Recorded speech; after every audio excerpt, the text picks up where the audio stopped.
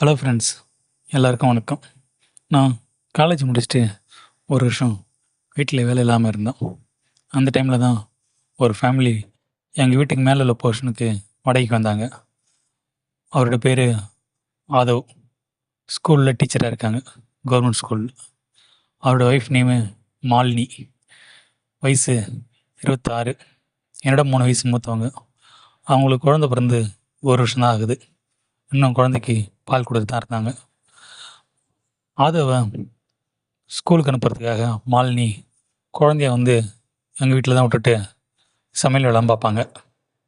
அந்த டைமில் எங்கள் அம்மா வேலையாக இருந்தால் குழந்தைய நான் தான் மாலினிக்கிட்டேருந்து வாங்குவோம்.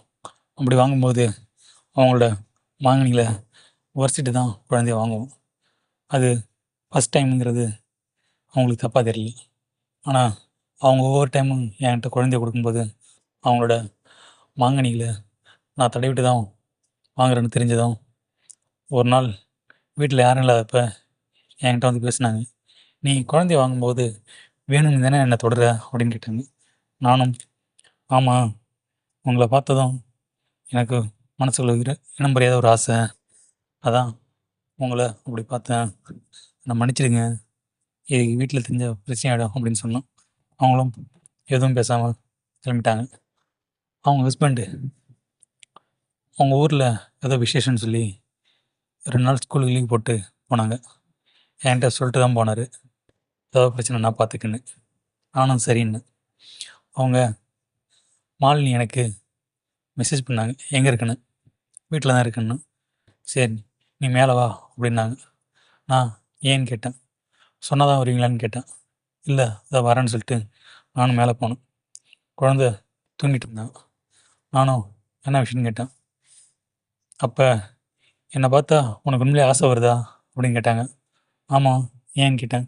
இல்லை, எனக்கு குழந்த பிறந்துடுச்சு, நானும் பார்க்க ஆண்டி மாரி தான் இருக்கேன், உண்மையிலே உனக்கு என் மேலே ஆசை இருக்கான்னு கேட்டாங்க.